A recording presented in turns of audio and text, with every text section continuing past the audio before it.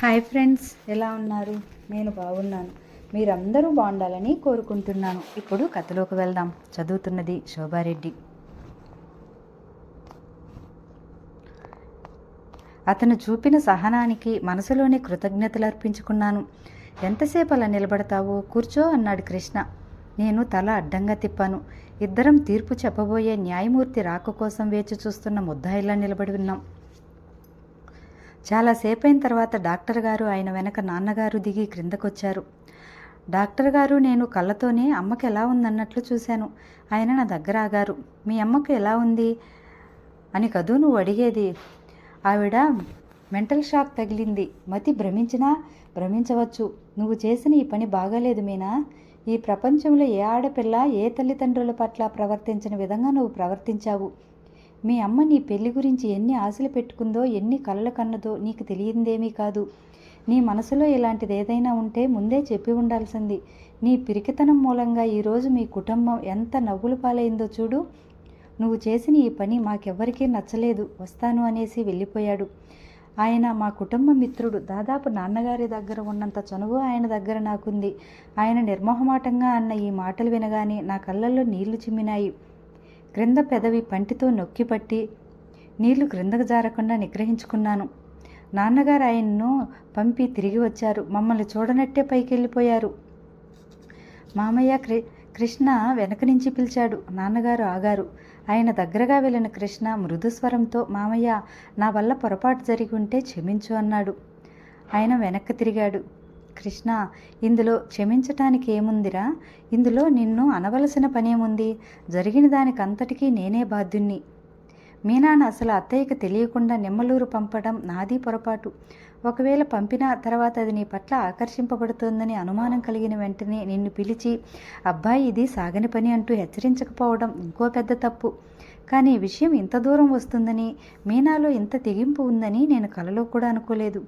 ఏమాత్రం తెలిసినా ముందే జాగ్రత్త పడి ఉండేవాడిని.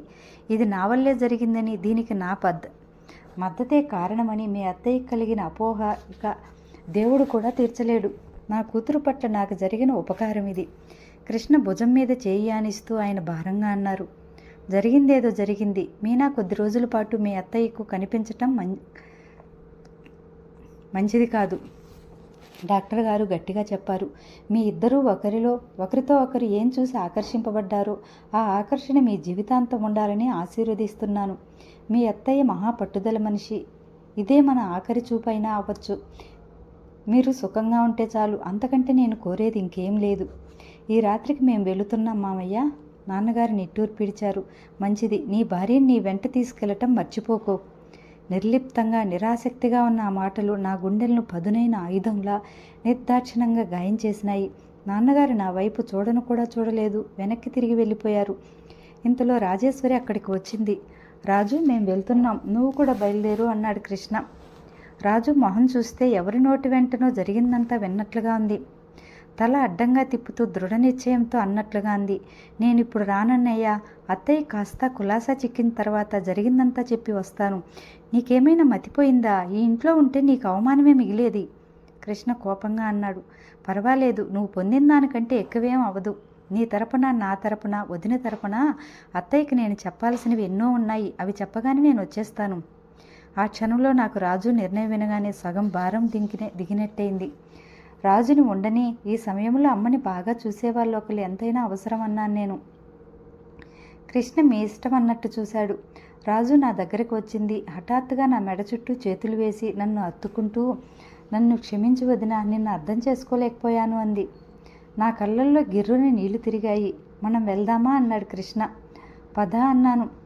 రాజు మా వెంట బయటికి వచ్చింది. అన్నయ్య, నా మీద కోపం పెట్టుకోకు. నేను 1-2 రోజుల కంటే ఎక్కువ ఉండను అంది. నీ ఇష్ట ప్రకారమే కానీ అన్నాడు కృష్ణ.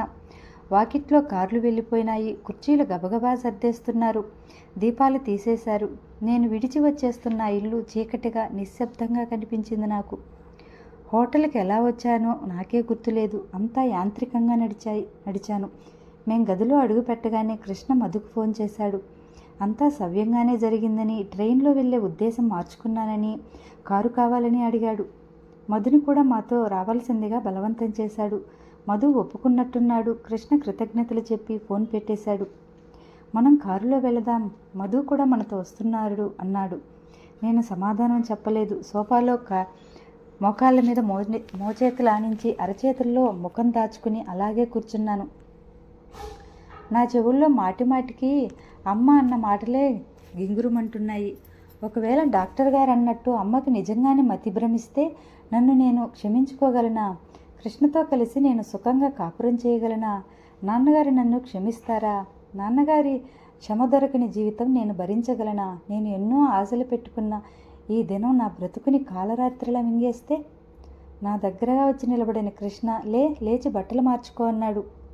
నేను చీరలేం తెచ్చుకోలేదు అన్నాను నీరసంగా. ఇదిగో తాళం చెవి, డ్రెస్సింగ్ రూమ్లో నా పెట్టెలో ఉన్నాయి చూడు. నన్ను జబ్బ పట్టుకుని బలవంతంగా లేవదీస్తున్నాడు. నేను తాళం చెవి అందుకుని ఆ గదిలోకి వెళ్ళాను. యాంత్రికంగా పెట్టి తెరిచాను. సూట్ కేసులో కృష్ణ బట్టలతో పాటు కొన్ని చీరలు కూడా ఉన్నాయి. వాటిని చూస్తూ క్షణంసేపు అలాగే నిలబడ్డాను. ఆ బట్టలు పక్కపక్క చూస్తుంటే నీ భార్యని నీ వెంట తీసుకెళ్లటం మర్చిపోకు అన్న నాన్నగారి మాటలు చెవుల్లో గింగురుమన్నాయి. ఇంక ఏడుపు ఆపుకోవటం నా వశం కాలేదు. ఒక్కసారి ఏరులు వాగులు ఉధృతంగా పొంగినట్టు దుఃఖం ముంచుకొచ్చేసింది. గోడకి చేరగిలబడి చేతుల్లో ముఖం దాచుకుని నిశ్శబ్దంగా రోధించసాగాను. కొద్దిసేపైన తర్వాత నా భుజాల మీద చేతులు పడ్డాయి.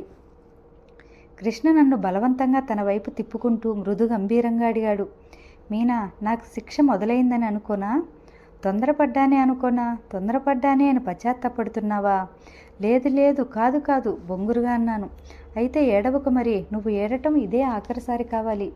ఇక ముందు నీ కళ్ళల్లో తడి కూడా నేను చూడకూడదు, తెలిసిందా? నా తలను హృదయానికి అదుముకుంటూ అన్నాడు. అతని స్పర్శలో నుంచి నాకు ధైర్యం ప్రవహించినట్టుగా అయింది.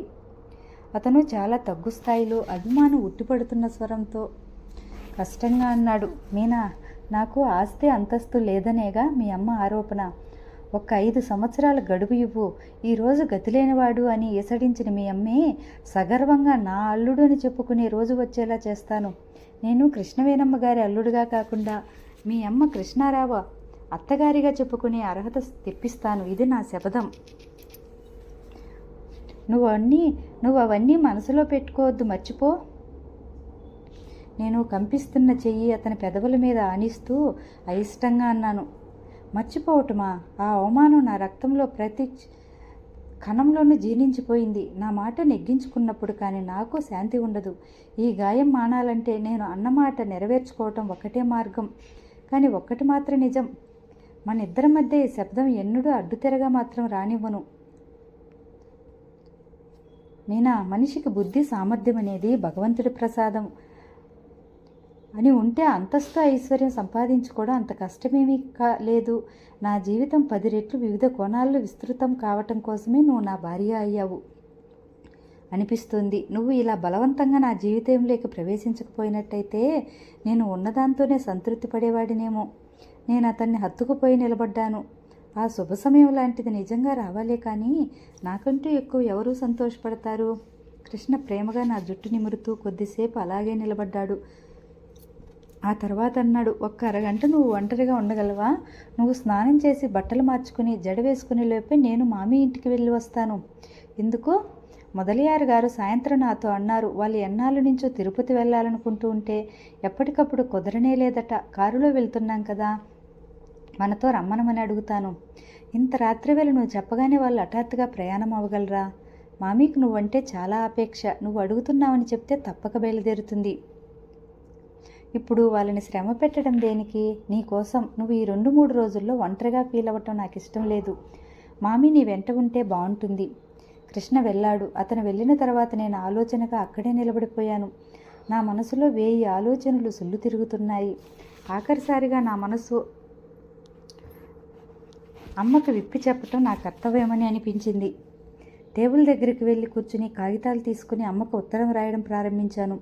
అందులో మొట్టమొదట శారదంటే విసిగిపోయిన నేను అతని నుంచి తప్పించుకోవటానికి నాన్నగారిని వేధించి నెమ్మలూరు పారిపోయిన క్షణం నుంచి ఈనాటి వరకు జరిగిన సంఘటనలన్నీ క్లుప్తంగా రాశాను. ఒక్కొక్క సంఘటనతో కృష్ణ పట్ల నా ఆకర్షణ ఎలా పెరిగిందో, అతని వ్యక్తిత్వానికి నేను ఎలా ముగ్ధురాలిని అవుతూ వచ్చానో కూడా తెలియజేశాను. చిట్ట చివర ముగింపుగా, మమ్మీ, నువ్వు కోరుకునేది నిజంగా నా ఆనందమే అయితే నన్ను మనస్ఫూర్తిగా మన్నించి ఆశీర్వదిస్తావు. ఆడపిల్లకు కోరుకున్న వాడిని భర్తగా పొందే కంటే మించిన స్వర్గం ఇంకేదీ లేదని నేను అనుకుంటున్నాను. కృష్ణకు అవమానం జరిగిన చోట నేను అడుగు పెట్టను. అతను రావటానికి అర్హత లేని చోట నాకు అర్హత లేదు. అతని వ్యక్తిత్వం గురించి గౌరవించని వాళ్ళు నాకు ప్రేమార్హులు.